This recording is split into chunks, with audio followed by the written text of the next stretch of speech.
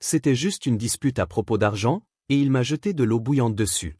Cette phrase résonne comme une cloche dans l'esprit de Camille, une jeune femme de 28 ans, dont les rêves ont toujours été éclipsés par des ombres de violence et de mépris. Camille est une artiste passionnée, pleine de créativité et d'aspiration, mais elle se débat constamment avec sa vulnérabilité. La peur de revivre des traumatismes passés la paralyse, tandis qu'elle aspire à s'affirmer dans un monde qui semble souvent lui être hostile. Elle a grandi dans un quartier populaire de Marseille, où la misère et les conflits familiaux ont forgé son caractère, mais aussi ses doutes. Chaque coup de pinceau sur la toile est une tentative de libération, un cri silencieux contre les injustices qu'elle a connues. Le soleil se lève sur Marseille, illuminant des ruelles étroites pavées qui murmurent des histoires de vie et de survie. Les façades colorées des bâtiments s'écaillent, témoignant d'un passé glorieux maintenant terni par la pauvreté. Les cris des marchands au marché, les rires des enfants jouant dans les rues, tout cela crée une symphonie urbaine à la fois vibrante et mélancolique. Pourtant, derrière cette façade vivante se cache une réalité brutale. Le conflit principal de Camille réside dans sa lutte pour se libérer d'un cycle de violence domestique, un héritage laissé par son père, dont la colère explosive a marqué son enfance. Ce passé tourmenté l'empêche de s'épanouir, et chaque jour est un combat pour retrouver sa voie. La confrontation avec son partenaire, un homme qu'elle croyait être sa bouée de sauvetage, révèle la fragilité de ses rêves. Après cette altercation violente, elle se retrouve à la croisée des chemins. La peur de l'inconnu pèse lourdement sur son cœur, la poussant à remettre en question ses choix de vie et à envisager un avenir où elle pourrait enfin se retrouver elle-même. Les blessures physiques sont visibles, mais celles de l'âme sont plus profondes. Camille est confrontée à une réalité où elle doit choisir entre la soumission et la révolte, entre la douleur du passé et l'espoir d'un avenir meilleur. En cherchant à reconstruire sa vie, elle se rend compte que la solidarité et l'amour peuvent surgir dans les endroits les plus inattendus, et qu'elle n'est pas seule dans sa quête de rédemption.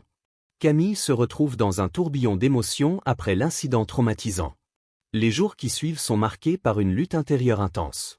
Elle se réveille chaque matin avec le goût amer de la peur, se demandant si elle aura la force de quitter cet homme qui l'a blessée.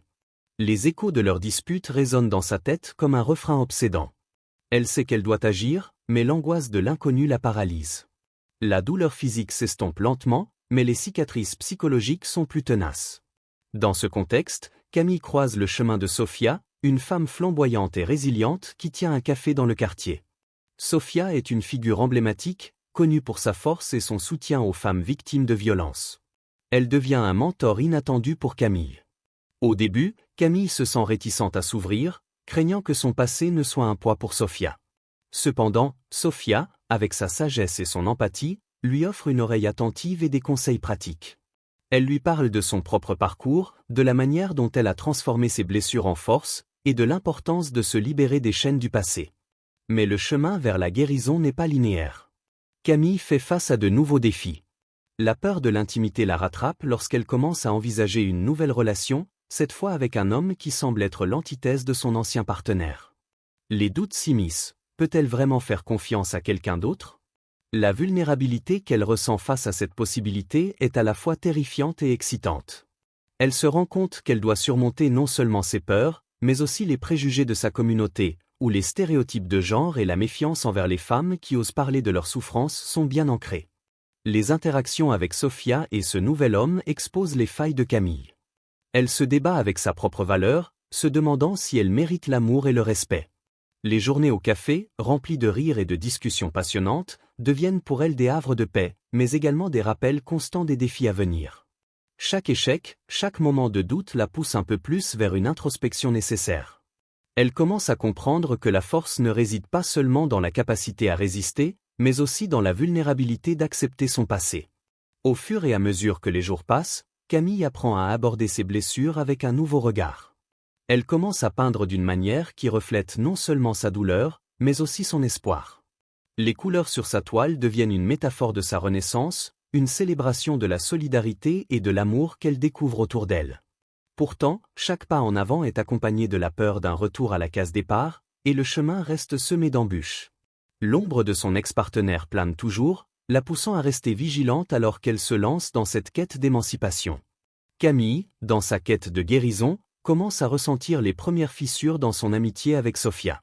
Bien que leur lien soit empreint de soutien et de compassion, la différence de parcours entre les deux femmes devient de plus en plus évidente. Sofia, forte et résiliente, semble parfois ignorer les subtilités de la douleur de Camille, ce qui crée des tensions. Camille, qui se sent souvent incomprise, commence à douter de la sincérité de leur amitié. Elle craint que Sofia ne puisse vraiment saisir l'ampleur de son traumatisme, ce qui l'amène à se renfermer davantage. Parallèlement, l'homme qui attire l'attention de Camille, Lucas, lui offre une échappatoire, mais la peur de la trahison la ronge. Un jour, alors qu'ils partagent un moment tendre, un flashback de son passé refait surface, et elle se fige, incapable de répondre à son affection. Lucas, perplexe, lui demande ce qui ne va pas, et Camille, dans un élan de vulnérabilité, lui confie son histoire. Mais au lieu de réconfort, elle lit dans ses yeux une certaine distance, comme s'il ne pouvait pas vraiment comprendre. Cette réaction la blesse profondément et ravive ses doutes quant à sa valeur et son droit à l'amour. Le café de Sofia devient un refuge, mais aussi un lieu de confrontation. Un jour, une cliente, au courant de l'histoire de Camille, lance une remarque venimeuse sur les femmes qui choisissent de rester dans des relations toxiques. Ces mots résonnent dans l'esprit de Camille, la poussant à se remettre en question. Cette humiliation publique la fait vaciller, et elle se demande si elle est vraiment prête à se libérer de son passé ou si elle n'est pas simplement en train de le raviver. Les événements prennent une tournure sombre lorsque Sofia, en voulant défendre Camille, se retrouve mêlée à une dispute avec cette cliente. L'altercation fait des vagues dans le café, et la réaction de Sofia, bien que protectrice, entraîne des conséquences inattendues.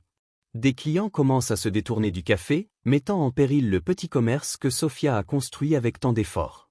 Camille, rongée par la culpabilité, se sent responsable de cette situation. Elle réalise alors à quel point ses luttes personnelles peuvent avoir des répercussions sur ceux qui l'entourent. À ce stade, la pression monte sur Camille.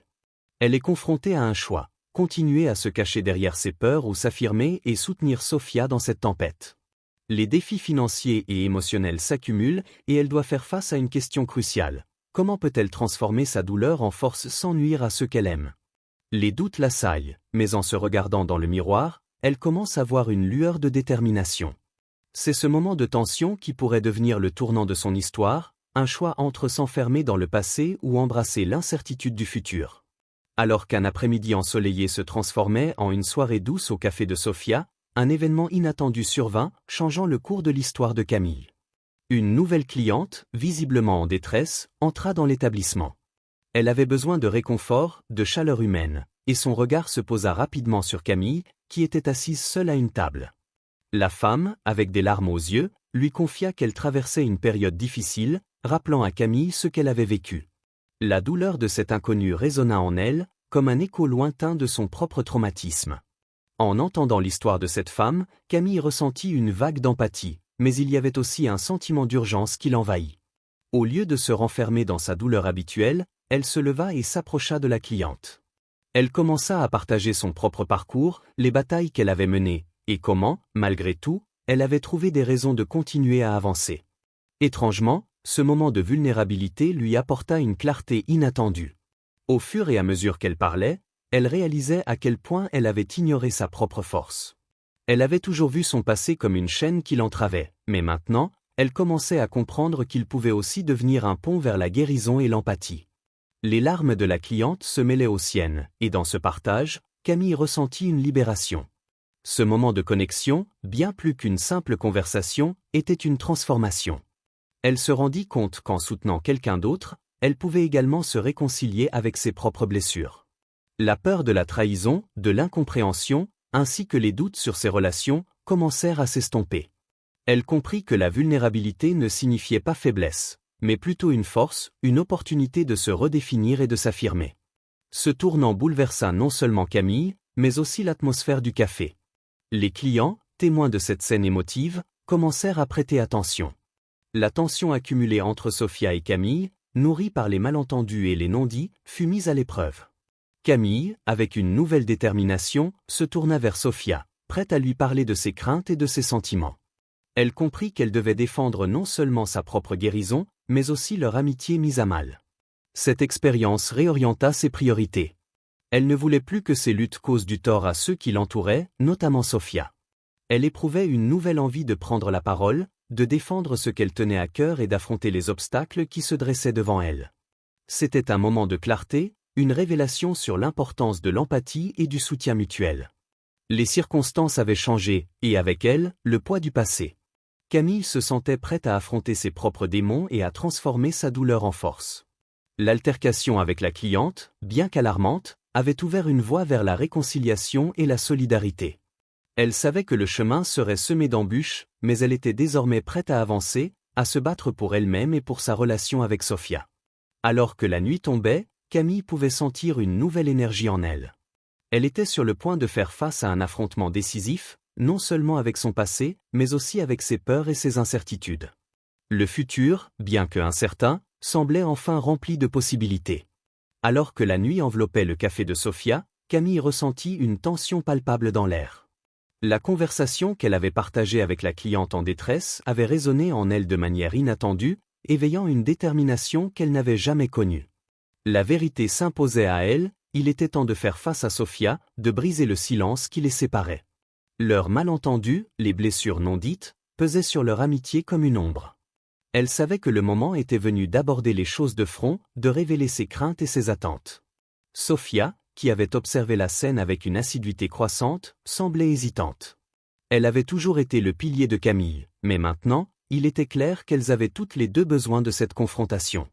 Leurs regards se croisèrent, et dans celui de Sofia, Camille lut une lueur d'inquiétude, mais aussi de curiosité. En un instant, Camille se leva, son cœur battant la chamade, et se dirigea vers sa meilleure amie. La salle, autrefois bruyante et animée, était désormais plongée dans un silence respectueux, comme si le monde entier retenait son souffle. « Sofia, je ne peux plus rester silencieuse », commença-t-elle avec une voix tremblante. « J'ai besoin que tu comprennes ce que je ressens. J'ai souvent eu peur de te perdre, de ne pas être à la hauteur de notre amitié. Mon passé m'a fait croire que je devais me cacher, que je n'étais pas assez forte pour affronter mes démons. Mais aujourd'hui, j'ai pris conscience que je ne peux pas continuer à vivre dans l'ombre de mes peurs. » Sofia, les yeux embués de larmes, écoutait attentivement, se rendant compte qu'elle avait également ses propres combats à affronter. Elle s'était toujours sentie impuissante face à la douleur de Camille, mais à cet instant précis, elle comprit qu'elle avait aussi besoin de partager ses propres luttes. « Camille, je suis désolée si je t'ai laissé croire que tu étais seule dans cette bataille, » murmura-t-elle, la voix brisée. « Je suis là pour toi, mais je dois aussi être honnête sur mes propres craintes. » Leurs mots, empreints de vulnérabilité, créèrent un espace de guérison. Camille sentit une vague de chaleur l'envahir alors qu'elles révélaient chacune leurs doutes, leurs blessures, et leur désir de se soutenir mutuellement. La tension accumulée entre elles se dissipa peu à peu, remplacée par une compréhension profonde et un désir commun de surmonter les obstacles qui les avaient séparées. Dans ce moment de clarté, Camille réalisa que leur amitié était une force puissante. Elle était prête à affronter ses propres démons, mais cette fois, elle n'était pas seule. La solidarité qu'elle partageait avec Sofia devenait un rempart contre la peur et l'angoisse. Elles décidèrent ensemble de s'engager à être plus ouvertes, à partager leurs luttes et à ne plus laisser le passé les définir. La transformation qui se produisit dans le café était palpable. Les autres clients, témoins de cette réconciliation émotive, souriaient, inspirés par le courage et la vulnérabilité de ces deux femmes. La magie de l'instant ne résidait pas seulement dans leurs paroles, mais aussi dans la force nouvelle qui émanait d'elles. Camille, forte de cette expérience, savait qu'elle pouvait affronter n'importe quel défi, tant qu'elle avait Sofia à ses côtés. Alors que la nuit avançait, Camille et Sofia échangèrent un regard complice, une promesse silencieuse de ne jamais laisser leur peur prendre le pas sur leur amitié. Le café, dans son ambiance chaleureuse, était désormais le témoin d'un renouveau. Les rires et les discussions reprirent, plus vivants que jamais, marquant le début d'un nouveau chapitre pour Camille, où la solidarité et l'empathie seraient les fondations de son voyage vers la guérison.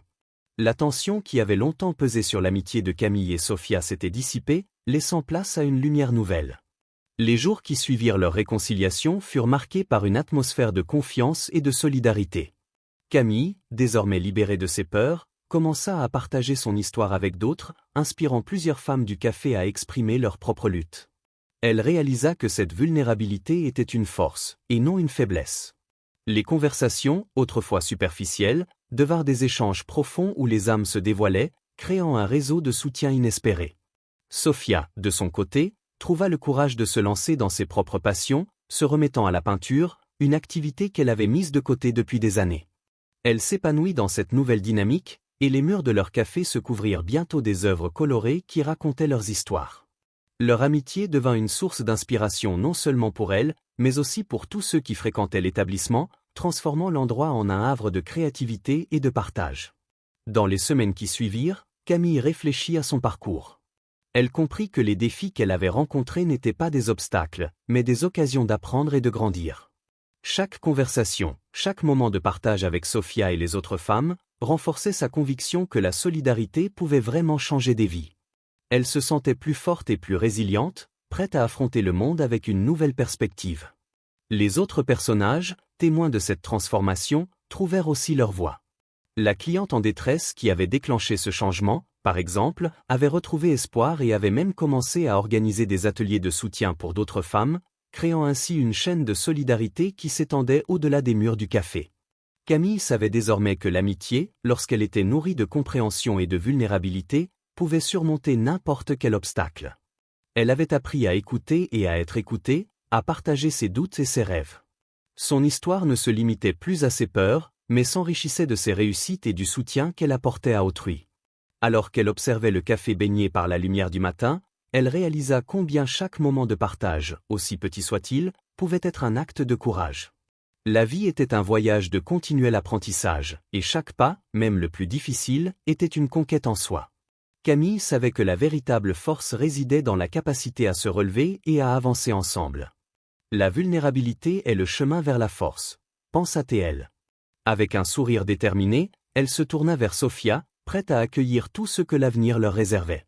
Les leçons apprises, les craintes surmontées, et l'amitié renforcée étaient des trésors qu'elle porterait toujours en elle, prête à les guider vers de nouveaux horizons.